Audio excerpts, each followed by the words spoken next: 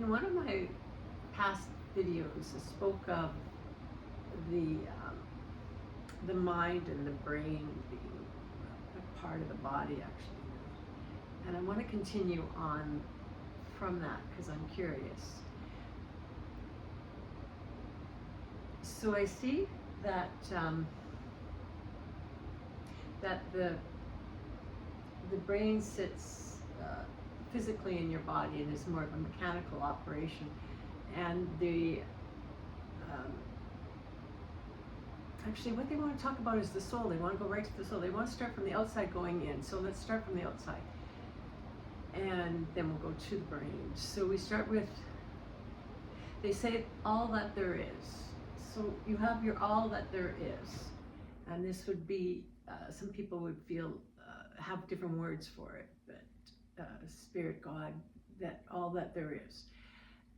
And then what all that there is does is like it has it. This is symbolic. It has like within it a spark plug, and it just sparks. It sparks, makes these sparks, and that spark is the generation of a human being that wants to go back down. So it sparks it to life, to not to life, but to allowing it to do this. And the way that an engine works is compression and pressure, and then that causes the spark. And it's like, it's sort of like that in the cylinder. And so basically what it does is it puts pressure on something, and that something is God. It's a soul. I would call it a soul. They're kind of saying it's a soul, but the soul puts pressure on God, saying, I want to go back. That ignites the little spark plug, say if it was a cylinder in a car, and then that sends that person down into the earth, and then they start by an embryo and stuff. But how does the rest of this cycle work going down to the brain? So you start with a soul that just wants to go, and then puts pressure on God, like in the cylinder of an engine of a vehicle, and then it ignites the spark plug. So it puts pressure on the God, on your God, to make the spark happen, so you're allowed to flow down into this earth and give it another go.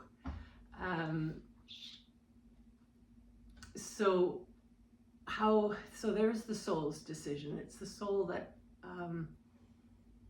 is the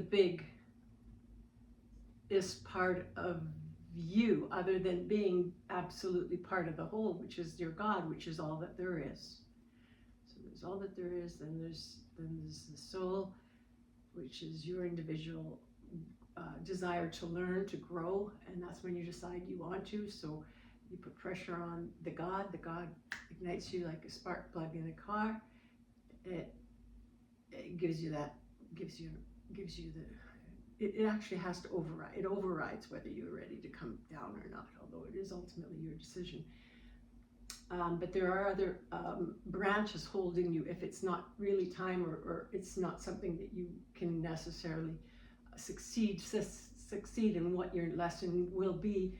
Then all these branches will hold you back. It won't be easy to come back to earth.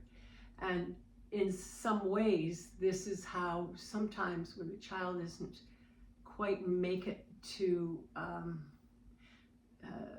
being born alive, that some of that is the spark that needs to happen to get to that experience that that person needed to, as far as that person needed to get to learn on this earth, and then they get to relearn what they learned in that short period of time. And sometimes you just need a slower transition to this earth. Okay, so what we're going to talk about, I guess that we really only can talk about soul before it's gotten too long. So I will leave that there. Thank you.